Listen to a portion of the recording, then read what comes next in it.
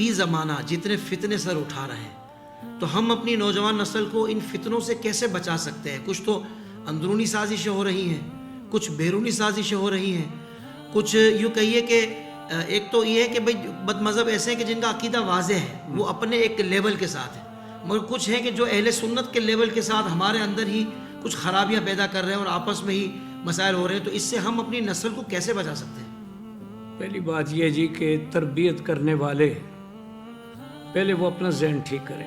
بہت اچھا. اساتذہ ہیں، علماء ہیں، خطباء ہیں، بڑے بڑے ہمارے فاضل حضرات ہیں، وہ اگر اس لائن پر نہیں ہوں گے تو انشاءاللہ نوجوان بھی بچ جائے گا. بہت اچھے. واہ واہ واہ. میں نے جامعہ ازہر میں 2 مہینے گزارے ہیں. اچھا. تو ایک ڈاکٹر صاحب، وہ سارے ڈاکٹر ہوتے ہیں پی ایچ ڈی، انہوں نے لیکچر دیتے ہوئے یہ کہا کہ جھگڑا تب پیدا ہوتا ہے کہ جب کوئی شخص اپنا نقطہ نظر دوسرے پر مسلط کرتا ہے. دیکھیں ہمارے بزرگوں نے کے درمیان بھی اختلاف ہوا ہے. جی. اختلاف امتی رحمت، جی. مسائل پر اختلاف ہوا، لیکن آپس میں کوئی جھگڑا نہیں تھا، فتنہ اور فساد نہیں تھا. آج حالات اور طرف چلے گئے ہیں.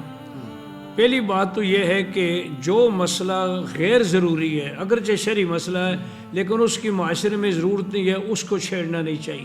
صحیح. بہت اچھے. اس کو نہیں چھیڑنا. بہت اچھے. اور اگر کوئی چھیڑ دیتا ہے تو اس کے پاس بیٹھ کر کے اس کو کہا جائے کہ جناب یہ ٹھیک نہیں. اللہ. اس کا فرض ہے کہ اگر اس کو جو اچھی نصیحت کی گئی ہے، بتایا گیا ہے، تو اسے قبول کرے. واہ واہ واہ واہ. اور اگر وہ قبول نہیں کرتا تو پھر یہ ہے کہ وہ بھی خاموش ہو جائے، دوسرے بھی خاموش ہو جائے، تاکہ کوئی آگے زیادہ الجھن نہ پیدا ہو. اب مسئلہ یہ ہو گیا کہ ایک طرف جو کام ہوتا ہے، بڑوں کے ساتھ چھوٹے حضرات جو ہیں وہ ان سے بھی آگے بڑھنے کی کوشش کرتے ہیں. یہ ہمارے بہت بڑا المیہ ہے.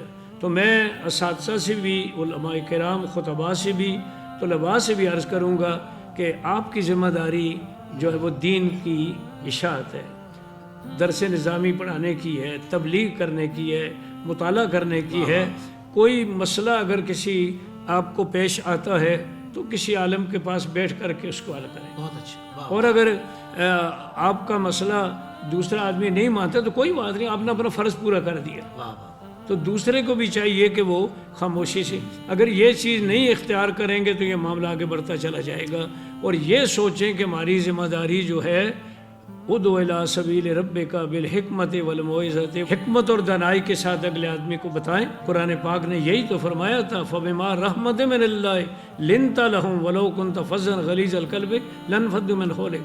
آپ ان کے لیے نرم ہو گئے، اگر آپ نرم نہ ہوتے، دل سخت ہوتا، زبان سخت ہوتی، یہ بھاگ جاتا.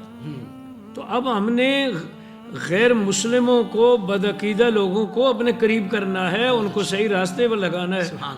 اس کا طریقہ یہی ہے کہ خود اپنے اندر اتفاق پیدا کریں، پھر بڑی حکمت عملی کے ساتھ ان کو اپنے قریب کریں. سبحان اللہ. حکمت تو ویسے بھی مسلمان کا پوشیدہ خزانہ ہے. پوشیدہ خزانہ جی. اور اگر بڑے لوگ ہی حکمت سے ہٹ کر اگر اپنی ترجیح، اپنے لائے عمل طے کریں گے اور اگر اس انداز کو، اس روش کو اختیار کریں گے، تو پھر جو آپ کو فالو کر رہے ہیں وہ بیچارے کہاں جائیں گے؟ آپ علم والے ہو کر اگر آپ صحیح ڈائریکشن پہ نہیں چل پا رہے ہیں تو پھر جو آپ کو فالو کر رہے ہیں یقیناً وہ زیادہ ہی پھر ڈی ٹریک ہو جاتے ہیں.